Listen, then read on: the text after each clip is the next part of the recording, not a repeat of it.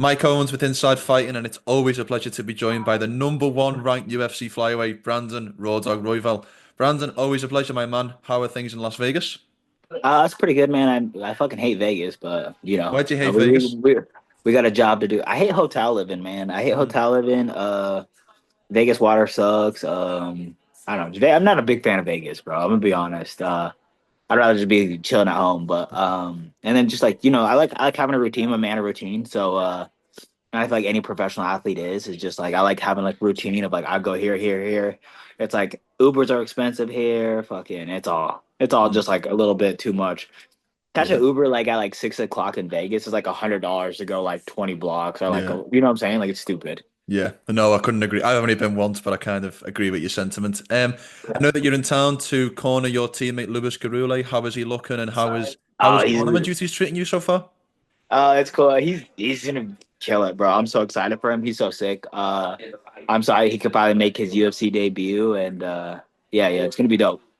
I imagine in a way that you once looked at older heads in the room and tried to pick their brains and learn their tricks. A guy like Lewis and maybe other guys in the training room are now doing that to you. Do you feel like a vet where the other guys in the room are trying to learn off you a little bit more? Yeah, for sure. And it's like I could feel it in like I was just telling my friend this the other day. There was like a time where like I would go against like a UFC fighter or something like that. I'd be like, I remember just thinking it was like the most important thing in my life. I'm just like, oh, I get to go train with you know what I'm saying? And like I tell all my friends about it. It's like I could feel like me going into a room and like sparring with some of these kids and then them putting way more importance on it than I did. Like when I you know what I'm saying, than I Mm. will. And then I just remember being that age and doing the same thing of just like actually caring about like some of these rounds and like all that stuff. So it's just like I feel a little bit like that, and then also just like I've been around the sport for so long, and then yeah. But with like a guy like Luis, is just he's so smart and he's like so intelligent. I feel like I take a lot more away from him than he takes away from me sometimes. So 100%. How's everything health-wise? it's getting a lot better, man. I'm pretty much back to full training. I trained pretty much full time last week, and then this week I went up too, but I'm in Vegas for most of the week, so just kind of easing into it and just being very smart about how I come back. And this is just the concussion injury, or were there other factors at play? Yeah, just the concussion injury. The concussion injury. I had a bad concussion and just try to do everything right, you know. Mm. Do they? I mean, a bad concussion is a bad concussion, but does that kind of thing happen often, like in the training room? I've seen. I would say I've seen three concussions since I've been away from my concussion. So yeah, Mm. like people reaching out to me like, "Hey, how do I manage this? How do I deal with this?" And like people in the Colorado room, you know.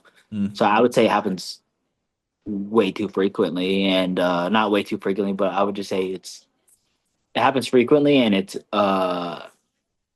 not addressed correctly. Also, a lot of the times. I Where I saw. could see things like that like ongoing and lead to like real like life issues. Did you? What were the after effects once the injury actually happened? For me, for Yes. me, or for me, I had some bad. This is why I pulled out of the fight because I Mm. don't really believe in like I believe that there's levels of concussion, and I'm not saying I believe it. That's just facts. Like there's levels of Yes. concussion, like like minor headaches, all that stuff. My concussion was so severe that originally I wasn't formulating sentences well.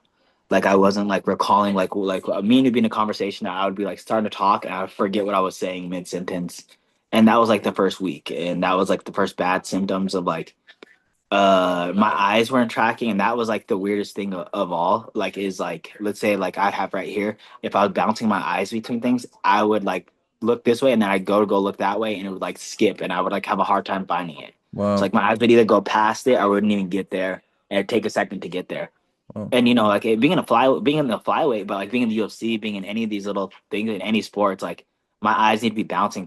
Like I need Yeah. to see everything. I need to be tracking like pretty fluidly, like really quick. And my eyes weren't tracking, and that was like the most ongoing symptom that I had. On top of just like getting headaches like constantly, I would get like a headache at least 3 times a day off of any minor activity. So all I was doing for like I would say 3 weeks is just shadow boxing, like very light shadow boxing, Mm. and like not getting my heart rate up too high, or like and like once I get my heart rate up high is like to bring it down. So I guess like if we're going over some concussion protocols, is like you don't want to not do anything. If you don't do anything, you're gonna fuck yourself. The first thing I did was I reached out to the UFC PI, and then I have a couple of neurologists in Colorado, and they changed my diet.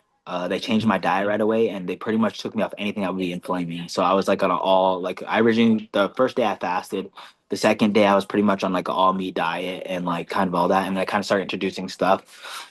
And then they had me doing something super interesting where they wanted me to introduce like 30 different like fruits and vegetables. So every day for a while I was like just eating 30 different fruits and vegetables throughout a week to change like my gut biome and all that stuff of just Wow. like yeah. So they're just super interesting like how your brain and your gut are connected. You hear it all the time. It's like oh, it's a gut instinct, all that stuff. But it's like it's Mm. very real. It's very real. And you could just tell like if I ate anything inflaming, I could feel like a headache and I feel a little fuzzy and stuff. So I would say like my worst symptoms was my eyes not tracking was the scariest one for me, and then not recalling sentences was like the scariest part for me.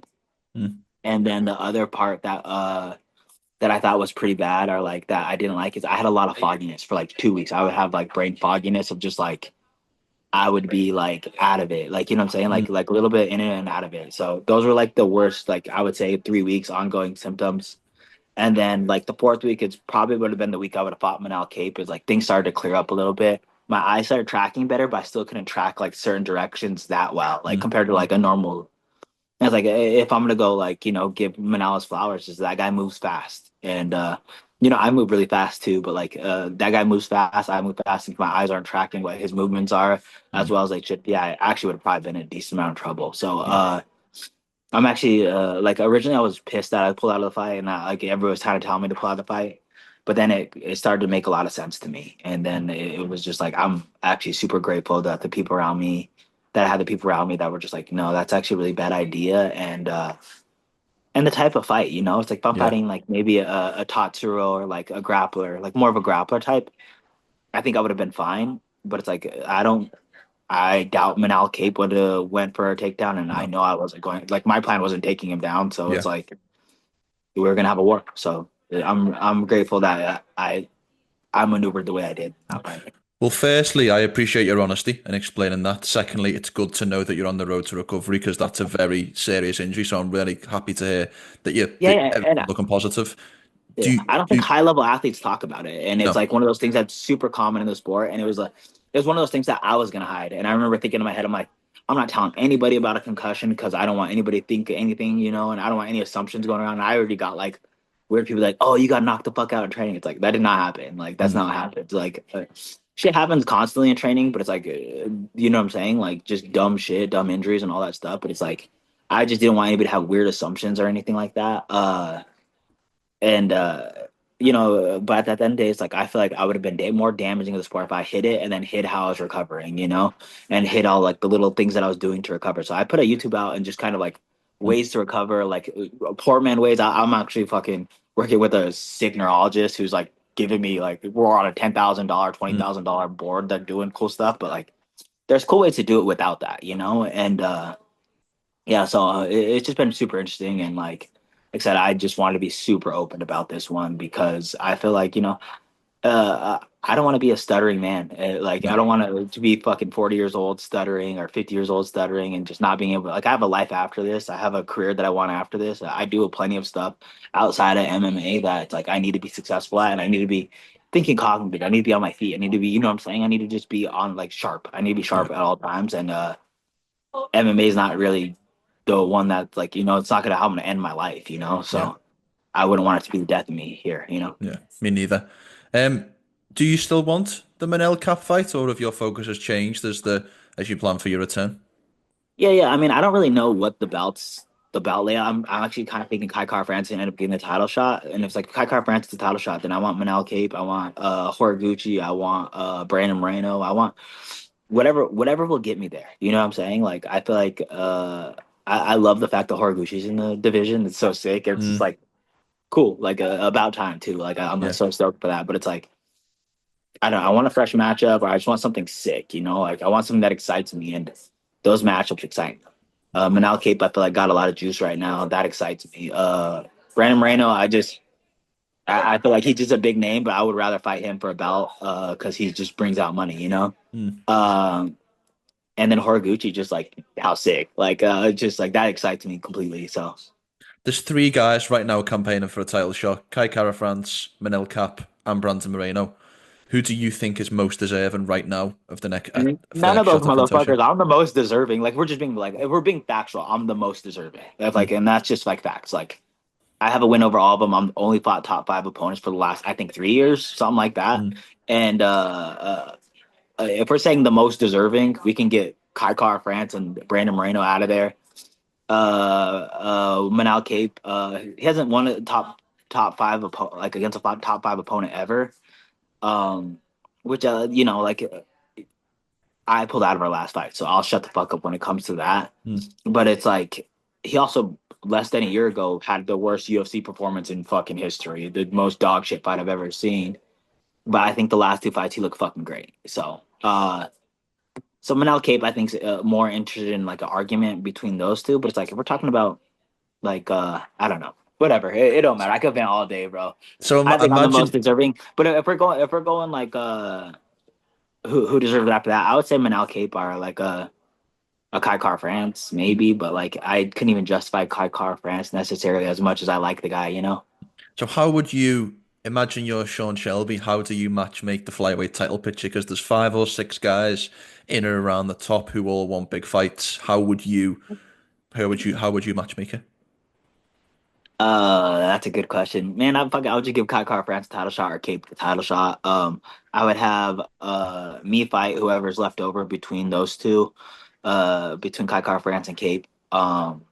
And then I would have Moreno fight Horiguchi, or vice versa. I fight Horiguchi and Moreno fight the leftovers between those two. You know? Perfect. Perfect. You've done your matchmaker's job there, Brandon. I better send this Yeah, to him yeah, because I think you've yeah, done his job.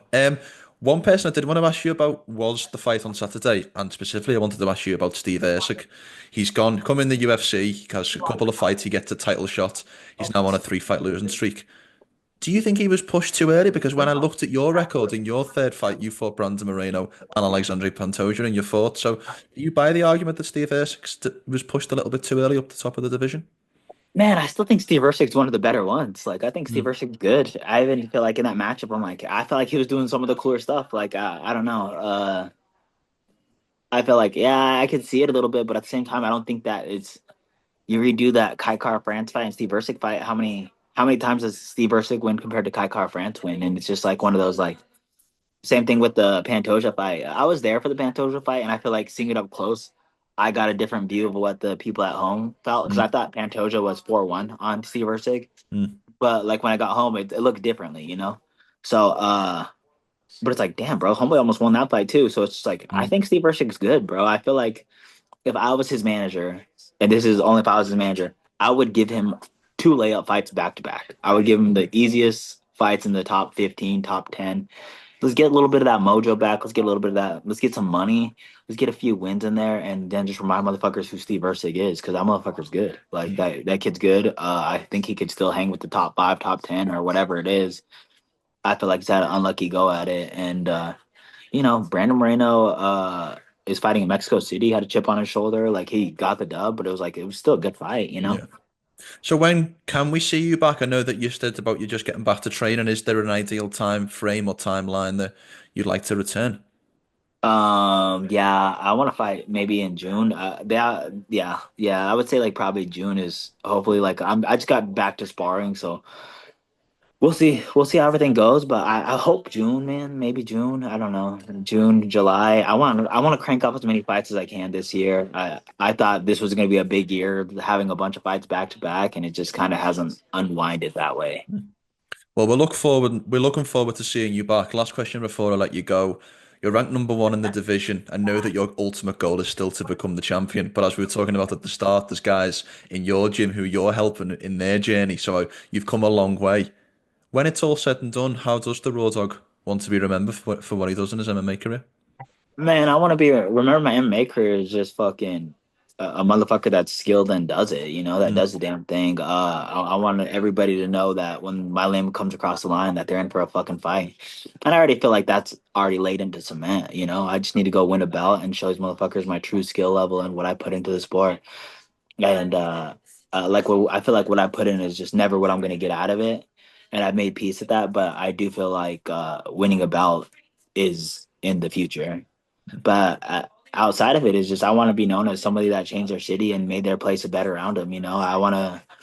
What is it? A rising tide lifts all. A rising tide lifts all boats, or whatever the Yeah. hell it is. Yeah, yeah, yeah. I want to do that. I want to change the community around me. I want to change the people around me. I want to make life significantly easier for me.